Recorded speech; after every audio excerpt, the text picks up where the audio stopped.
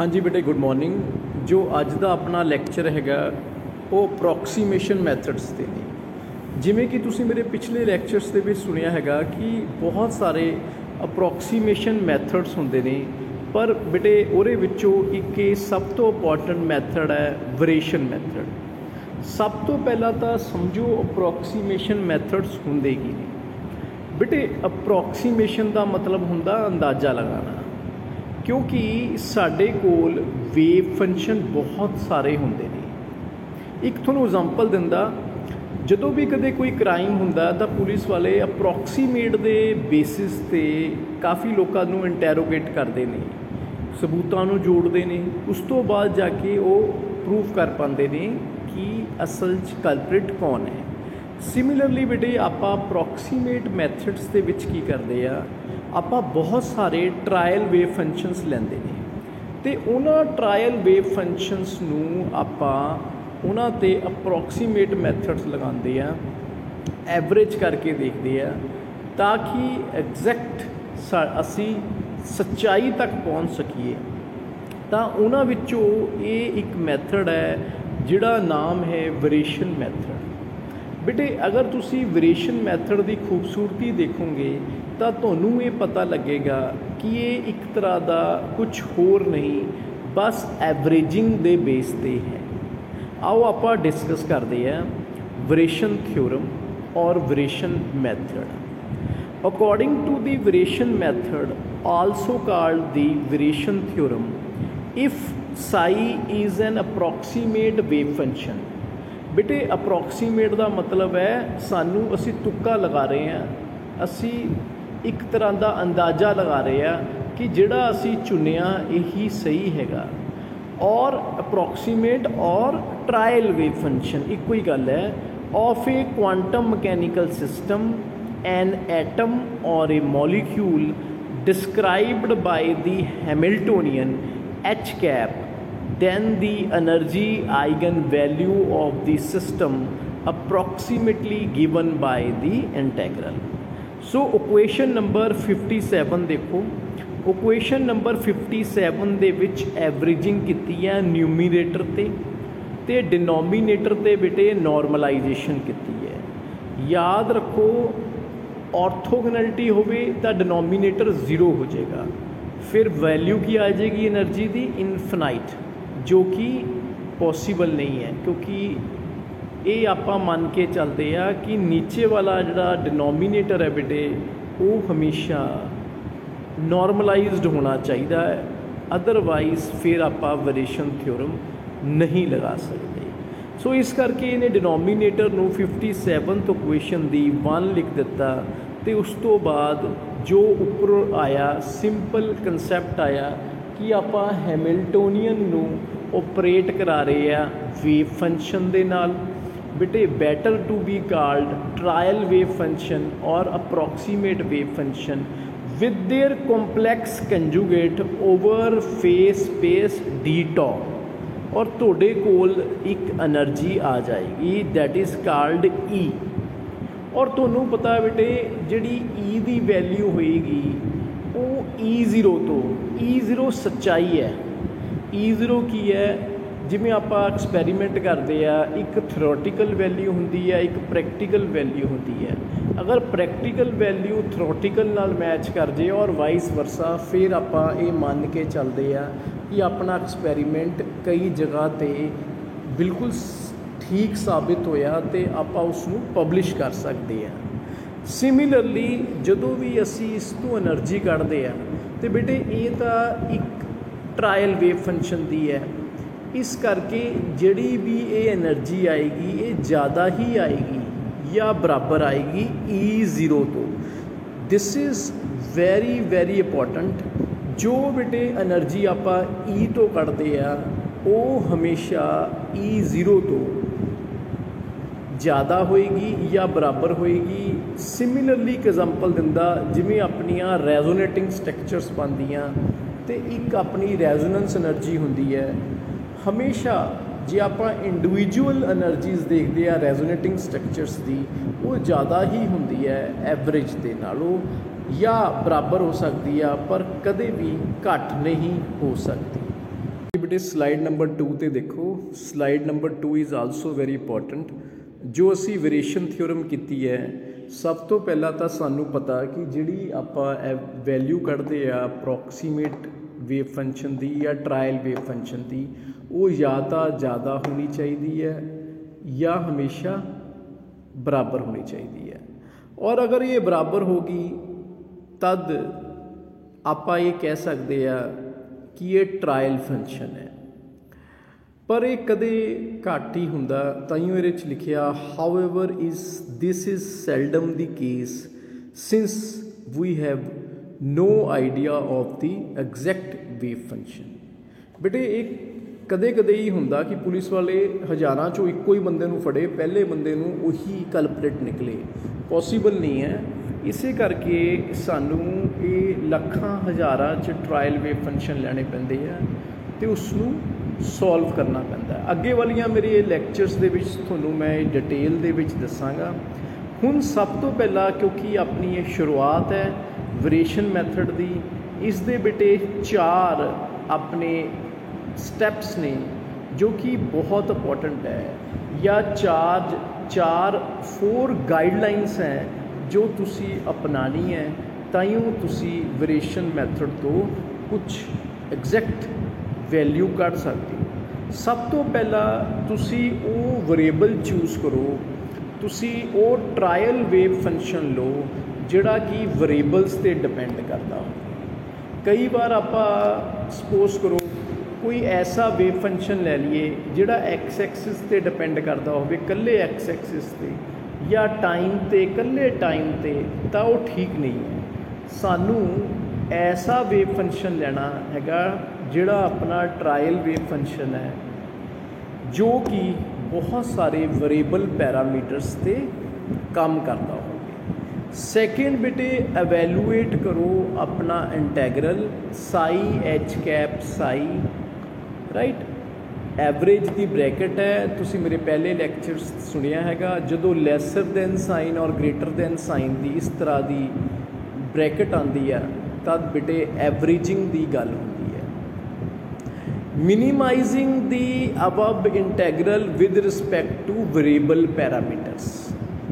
हुण इसका मतलब तो तुसीं समझते हो, पर ये क्यों कह रहा ये नहीं तुसीं जानते।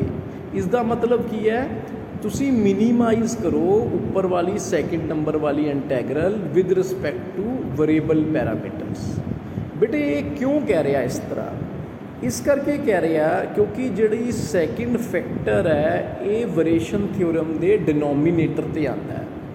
और अगर मैं मिनीमाइज कर रहा, मतलब की है मिनीमाइजेशन का, मैं इसनूं नॉर्मलाइज कर रहा। बेटे नॉर्मलाइज अगर होएगा फिर ही वेरिएशन थ्योरम प्रॉपर सही तरह ते लग सकेगी।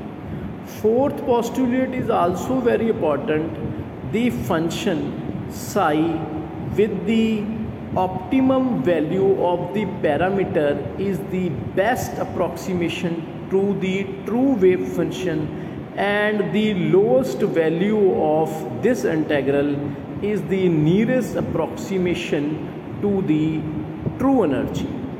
देखो अगर जो आपां नॉर्मलाइज्ड करते हैं तद जो आपां नूं वैल्यू आती है वो एक तरह की नीयरेस्ट अप्रॉक्सीमेशन है, नेड़े तेड़े।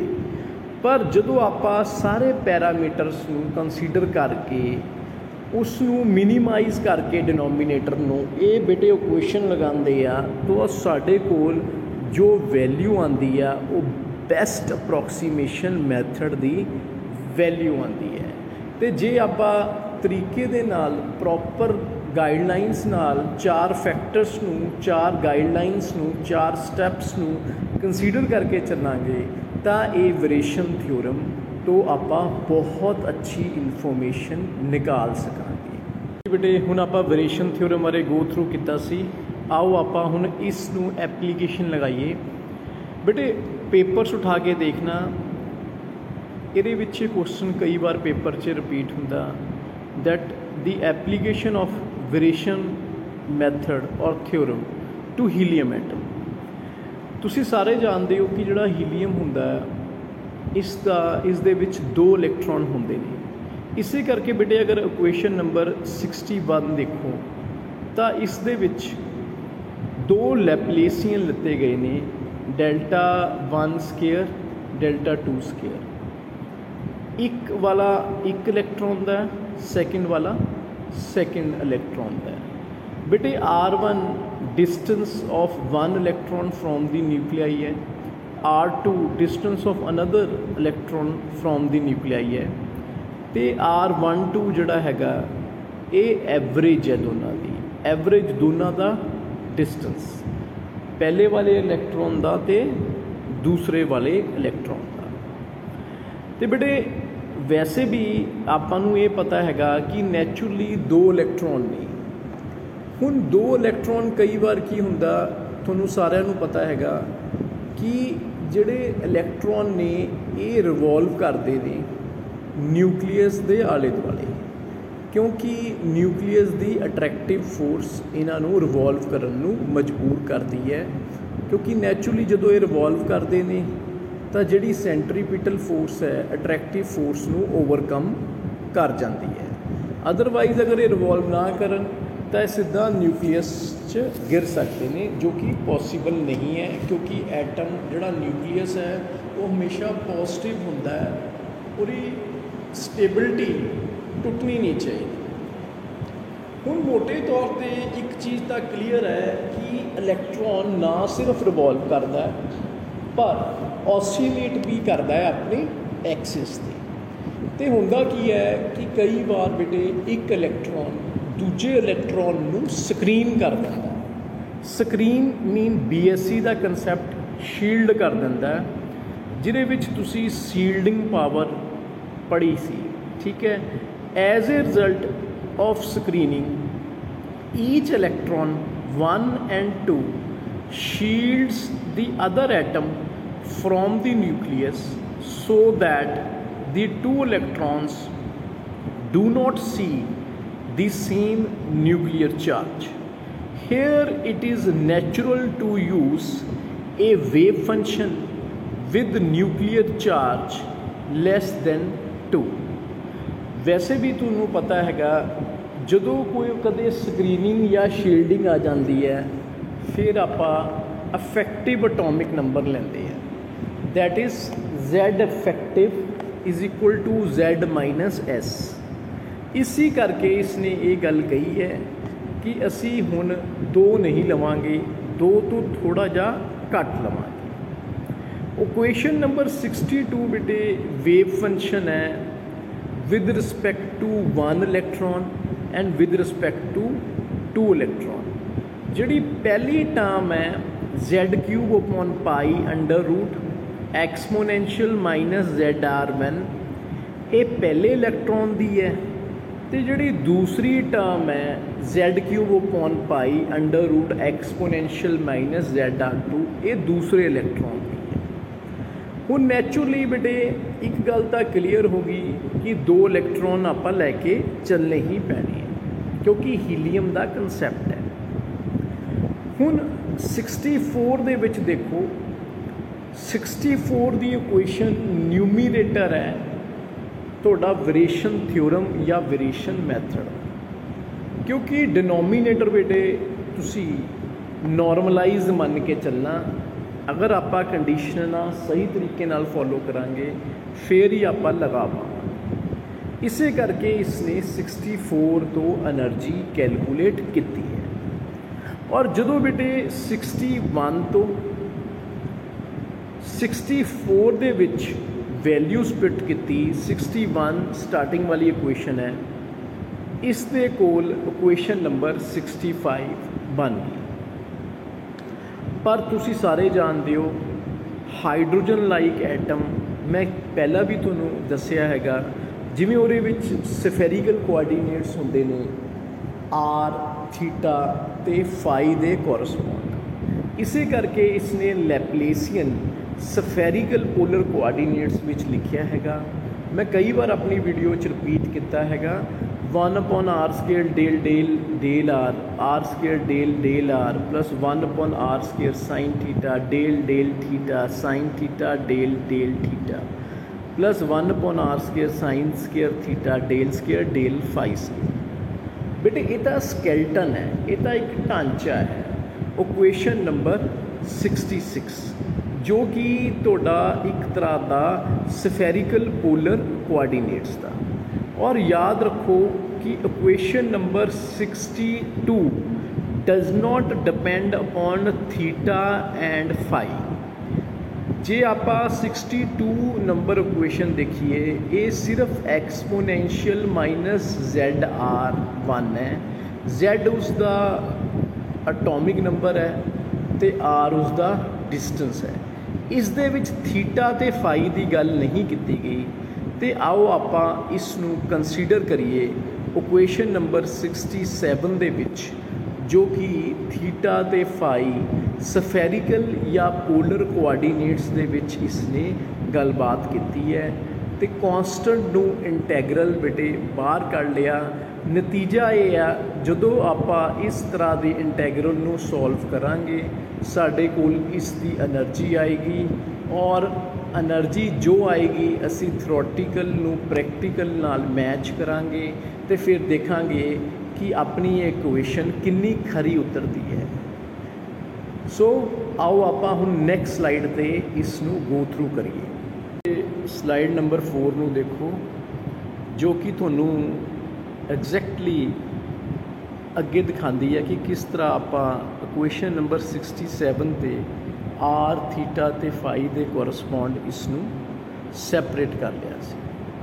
हुण इक्वेशन नंबर 68 दे विच इसने बेटे इंटैगरल ले लिया और साफ कह दिता the function of R2 are not affected by differentiation. So carrying out the integration over all angles. जदों आपां बेटे इंटैगरल लवांगे, इंटैगरल दे विच एंगल आपां नूं पता हैगा कि जनरली आपां 0 टू इनफिनिटी कंसीडर कर लैंदे आ तो एवैलूएट करांगे, जो कि एवैलूएट करन तो 68th इक्वेशन Z² अपॉन 2 आएगी।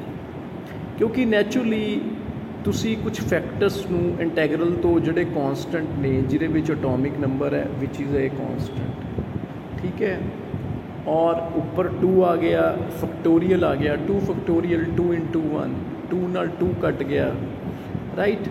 तो सिमिलरली तुसी अपना बेटे कंसीडरेशन करके अंदर तुसी इंटैगरल ले लिया और इंटैगरल नूं whenever the basis are same power must be added.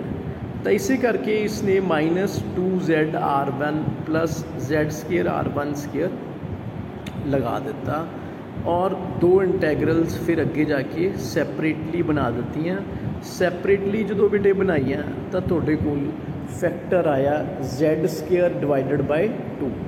मतलब की है कि जिहड़ी इन्हां दी जो इस तरह का इंटैगरल है वो square root of the charge with respect to half of it, ये आपां कनक्लूड किया।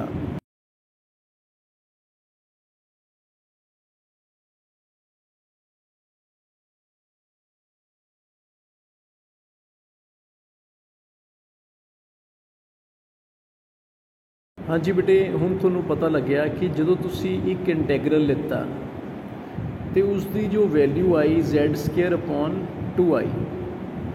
तो नैचुरली जदों भी बेटे इंटर इलैक्ट्रॉनिक रिपल्शनस होंदी है या इंटर इलैक्ट्रॉन न्यूक्लीयर अट्रैक्शनस होंदियां, साडे कोल 3rd ते 4th ऑर्डरस भी आते हैं। 3rd टर्म नूं अगर इन्हां ने अगे एलैबोरेट किया मैथेमैटिशियंस ने, जिस दे विच जदों आपां 3rd ऑर्डर लिता, 3rd टर्म लिती जो कि वैल्यू -2Z आई। देखो अगर मैं पहली टर्म ले रहा तो Z² अपॉन 2 आ रहा, अगर मैं बाकी दी लगा रहा तो -2Z आ रहा। जदों मैं पहली टर्म दूसरी टर्म तो तीसरी टर्म नूं कंबाइन किया तद बेटे इक्वेशन बन गई Z² -27 डिवाइडेड बाई 8Z। और अगर मैं डेरीवेटिव ले रहा Z दे कोरस्पोंड तो नैचुरली जिहड़ा माइनस वाला फैक्टर है वो 0 हो जाना। और एक तरह का क्योंकि ਉਹਦੇ ਵਿੱਚ Z ਜ਼ੀਰੋ ਹੋ ਜਾਣੀ ਹੈ, Z ਖਤਮ ਹੋ ਜਾਣੀ ਆ, ਕਿਉਂਕਿ derivative of X with respect to X comes out to be 1। So derivative of Z with respect to Z comes out to be 1। ਤੇ ਇਕੁਏਸ਼ਨ ਰਹਿ ਜਾਣੀ ਆ 2Z minus 27 upon 8 is equal to 0। ਔਰ ਅਗਰ ਮੈਂ Z ਦੀ value 27 upon 16 ਲੈ ਲਾਂ ਜੋ ਕਿ 1.69 ਹੈ, ਔਰ ਇਸ ਨੂੰ ਪੂਰੇ ਨੂੰ ਇਕੁਏਸ਼ਨ ਨੂੰ ਸੋਲਵ ਕਰ ਦੇਵਾ ਅਗੇਨ 71 ਨੰਬਰ ਇਕੁਏਸ਼ਨ ਨੂੰ, ਮੇਰੇ ਕੋਲ 2.8476 ਐਟੋਮਿਕ ਯੂਨਿਟ ਆ ਜਾਏਗਾ। ਪਰ એનર્ਜੀ ਹਮੇਸ਼ਾ ਇਲੈਕਟ੍ਰੋਨ ਵੋਲਟ 'ਚ ਹੁੰਦੀ ਹੈ। ਮੈਂ ਬੇਟੇ ਕਨਵਰਸ਼ਨ ਫੈਕਟਰ ਲਗਾਵਾਂਗਾ। ਐਟੋਮਿਕ ਯੂਨਿਟ ਦੇ ਵਿੱਚ 27.21 ਇਲੈਕਟ੍ਰੋਨ ਵੋਲਟ ਹੁੰਦੇ ਨੇ। 72 ਨੰਬਰ ਇਕੁਏਸ਼ਨ 'ਤੇ ਨਹੀਂ ਲਿਖਿਆ। 1 atomic unit is equal to 27.21 electron volt. Learn ਕਰ ਲਓ, ਕਈ ਵਾਰ UGC ਦੇ ਪੇਪਰਸ ਦੇ ਵਿੱਚ ਇਹ ਆਪਸ਼ਨ ਆ ਜਾਂਦੀ ਹੈ। 1 atomic unit is equal to 27.21 electron volt. ਜਦੋਂ ਬੇਟੇ ਮੈਂ ਇਸ ਨੂੰ ਲਗਾਇਆ ਤਾਂ ਮੇਰੇ ਕੋਲ એનર્ਜੀ ਆਈ -77.48 ਇਲੈਕਟ੍ਰੋਨ ਵੋਲਟ। ਔਰ ਜਦੋਂ ਮੈਂ ਐਕਚੁਅਲ ਵੈਲਿਊ ਨਾਲ ਕੰਪੈਰੀਜ਼ਨ ਕੀਤੀ ਜੋ ਕਿ -78.986 ਦੇ ਬਰਾਬਰ ਸੀ, ਇਸ ਦਾ ਮਤਲਬ ਥੋੜ੍ਹਾ ਬਹੁਤਾ ਫ਼ਰਕ ਅਜੇ ਵੀ ਹੈ, ਥੋੜ੍ਹਾ ਬਹੁਤਾ ਨਹੀਂ ਹੈ ਬੇਟੇ, -2.9 ਦਾ ਫ਼ਰਕ ਹੈ ਆਲਮੋਸਟ। ਜੇ ਆਪਾਂ ਦੇਖੀਏ ਐਕਸਪੈਰੀਮੈਂਟਲ ਵੈਲਿਊ ਨੇੜੇ ਹੀ ਹੈ, ਆਸ-ਪਾਸ ਹੀ ਹੈ, ਅਪਰੋਕਸੀਮੇਸ਼ਨ ਸਹੀ ਲੱਗ ਰਿਹਾ। ਪਰ ਇਸੇ ਕਰਕੇ ਉਹਨਾਂ ਨੇ ਕਿਹਾ ਕਿ ਸਾਨੂੰ ਬਾਕੀ ਦੇ ਹੋਰ ਮੈਥਡਸ ਵੀ ਸੋਲਵ ਕਰਨੇ ਚਾਹੀਦੇ ਨੇ, ਜਿਵੇਂ ਕਿ ਪਰਟਰਬੇਸ਼ਨ ਮੈਥਡ ਆਪਾਂ ਸੇਮ ਲਗਾਵਾਂਗੇ ਤੇ એનર્ਜੀ ਕੈਲਕੂਲੇਟ ਕਰਕੇ ਦੇਖਾਂਗੇ। ਅਗਰ ਪਰਟਰਬੇਸ਼ਨ ਮੈਥਡ ਦੀ ਜਿਹੜੀ એનર્ਜੀ ਹੈ ਐਗਜ਼ੈਕਟ એનર્ਜੀ ਦੇ ਬਰਾਬਰ ਆ ਗਈ ਤਾਂ ਪਰਟਰਬੇਸ਼ਨ ਜ਼ਿਆਦਾ ਅੱਛਾ ਹੋਏਗਾ ਐਜ਼ ਕੰਪੇਅਰ ਟੂ ਵਰੇਸ਼ਨ। ਉसी तरह बेटे एक और मैथड है self consistent field method theory, जो कि मैं अपने अगले लैक्चर थोड़े नाल डिस्कस करांगा दोनों मैथड्स, और तुहानूं एग्जैक्ट वैल्यूज़ के बारे दसांगा कि किहड़ा मैथड ज़्यादा अच्छा है। वेरिएशन मैथड भी बहुत इंपॉर्टेंट है, बहुत अच्छा है, क्योंकि जो इसने वैल्यू कटी है आलमोस्ट नेड़े तेड़े पहुँच ही गई है। Thank you.